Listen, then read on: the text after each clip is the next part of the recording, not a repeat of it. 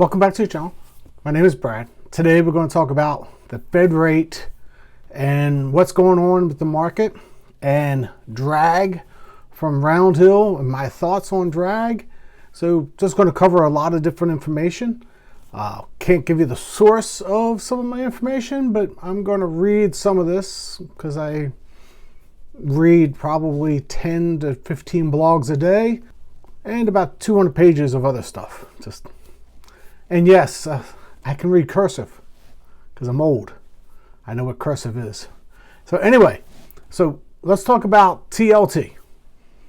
The rate cut should have made TLT go up, but anticipation of it, it did go up slowly.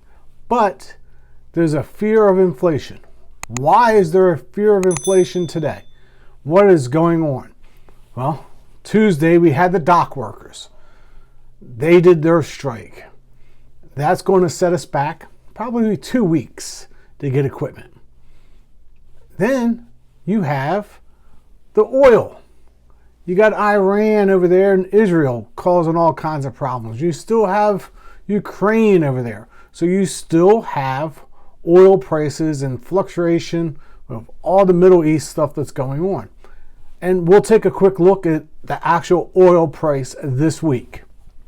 Oil this week is up 10%. That's alarming. That's extremely alarming.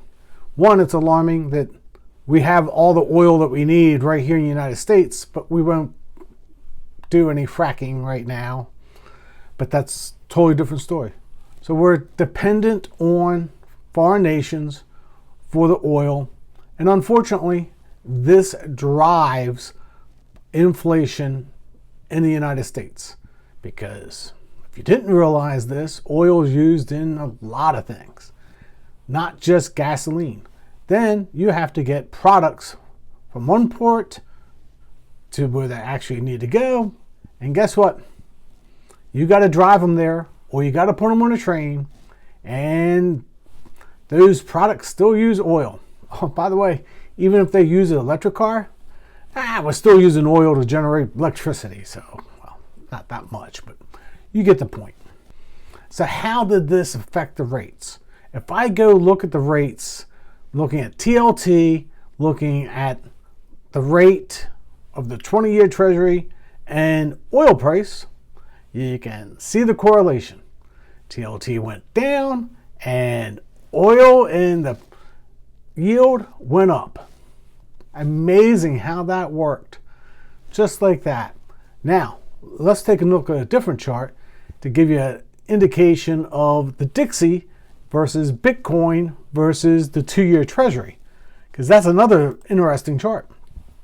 Because if you look at Bitcoin going down and you look at the Fed rate going up and the Dixie going up. Interesting. It's all interrelated.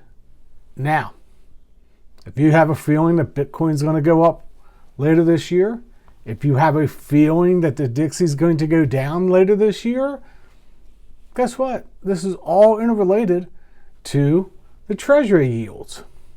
It's just a matter of time before the Treasury yields turn because of rate cuts and inflation going lower.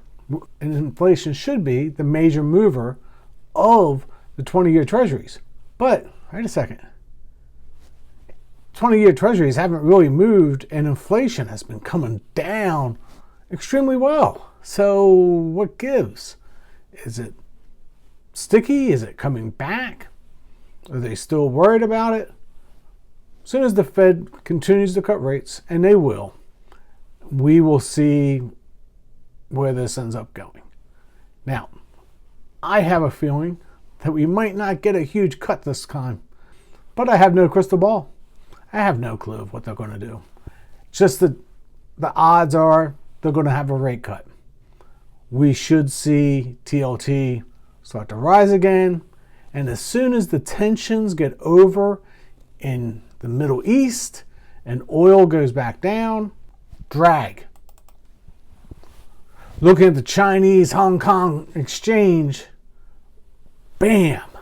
All I can say is China is putting money into it. And if you believe in a global M2 money supply, guess what? There it is.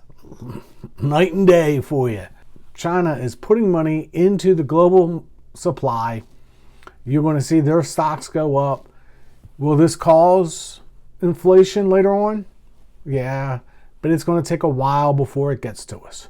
If you look at the sectors, right now, utilities is leading the way.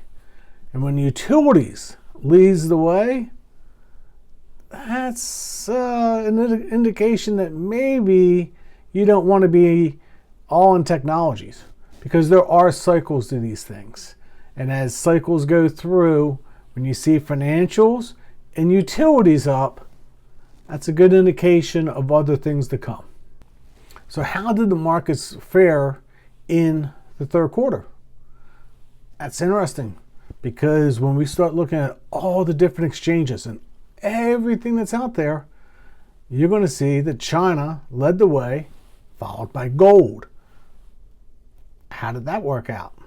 That's because people are hedging that inflation is not going to go away anytime soon. That's just a quick roundup of what's going on this week in the marketplace.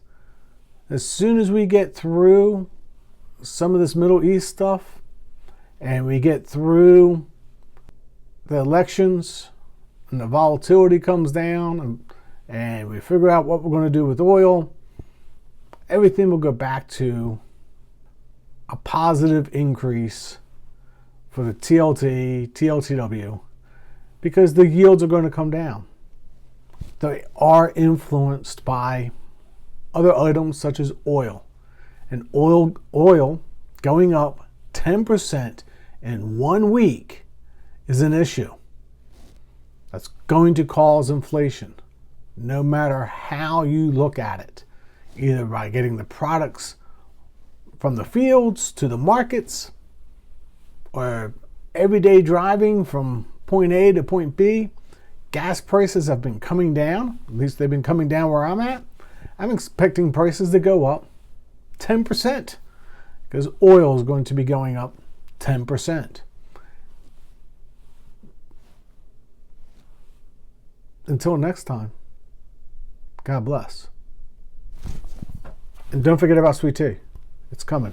New glass. Lots to talk about. Might even have 2 glasses. See you tomorrow.